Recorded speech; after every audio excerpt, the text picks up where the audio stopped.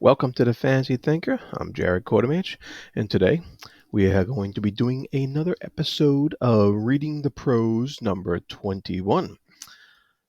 We're going to take a section from PERIL'S Gate by Janny Wurts. I just did a review of this book a couple days ago, so check that out if you get a chance, and check out all the discussions it's based on.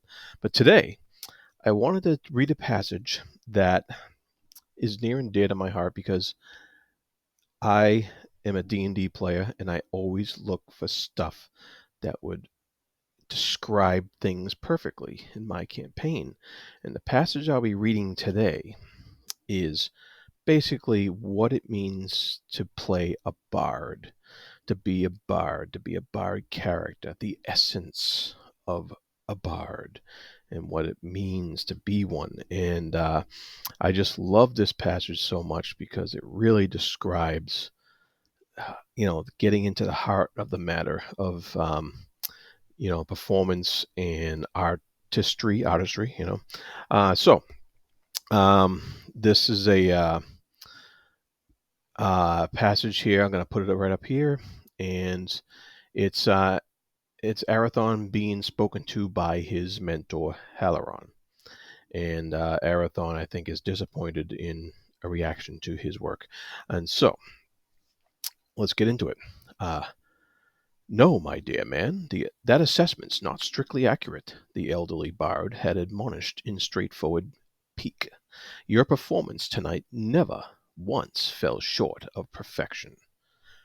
Arathon's exasperated glance earned Halaron's wry laughter. In fact, such rigid polish fashioned its downfall. Standing, his vain fingers still straight despite his advancing years, the bard gathered up the fleece cover, intending to wrap his labyrinth. Yet his hint was not taken. He saw at a glance his scowling protege was not going to take his defeat to an unsettled bed. Aching for his apprentice's passionate disappointment, Halaron deferred his own wariness. True art is not cut from the cloth of predictability. Rather, it's an ephemeral brilliance, snatched from the chaos of unformed inspiration. The ear for such nuance cannot be forged from mechanical practice. Sympathetic tawny eyes turned a chiding glance toward the young hand, snapping out scales in a soundless, sharp dance up and down Alarin's fretted soundboard. Arathon, the bard said in exasperated tenderness, let go. You have to set trust in your inherent talent and goodness. You won't find those treasures berating yourself. Every musician who would unlock true genius must cast himself free of self-censure. Forget the literal truth. Throw away your belief that the wood and strings of your labyrinth are separate. The instrument must become an invisible extension, and your fingers outside conscious awareness. When that threshold is crossed, all the physical barriers dissolve. What happens is like alchemy. The bard rises above matter. He flies on the clear insight of the mind and heart, and the body serves him as an invisible conduit.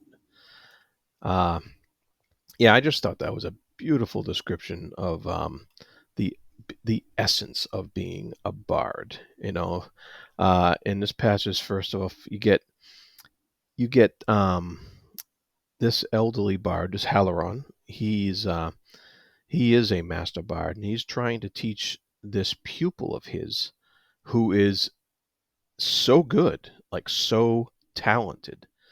And you see that mentioned right in the first line here. You see this performance never once fell short of perfection, and rigid polish, like he's that good that everything is played perfectly and everything is, but the polish is rigid, so it has this quality of being tight, and thus it doesn't have that loose artistry of this of inspiration, of inspiring. And so that is what Arathon is trying to purvey to him. is that everything you're playing, as perfect as it is predictable. Like he says, cut from the cloth of predictability. And I love that wording. It's rather than, of course, this is Janny's prose at its best when she's doesn't just say it's not predictable. It says it's not cut from the cloth of predictability, which is just outstanding. Um, and so he's trying to explain to him that it's not mechanical practice. And you even see um, that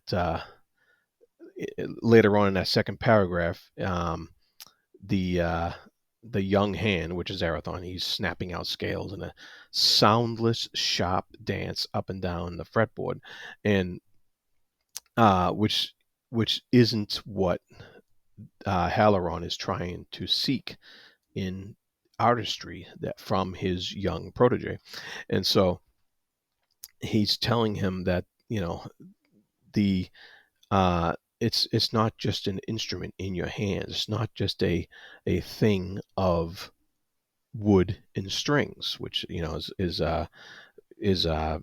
relayed back in the third paragraph there, down in the third paragraph.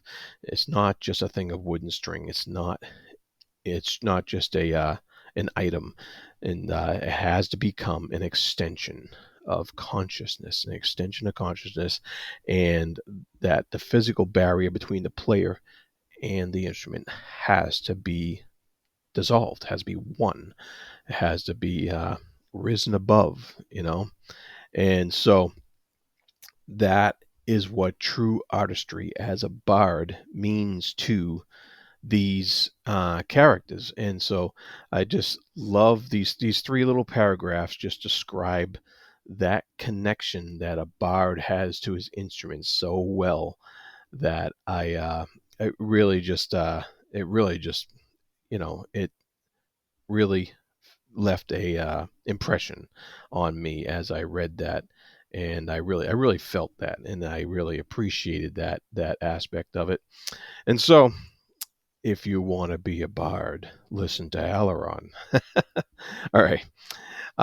So I would recommend anybody who's looking to play a bard character in any kind of role playing game, read that passage and live it through your character, and or any game masters who want to role play an NPC who would be the mentor to a character who's a bard, use that passage and use that feeling to as part of the education of the character, and so that's you don't kind of get better than that. So that's all I have for today, and I hope you enjoyed this episode of Reading the Prose.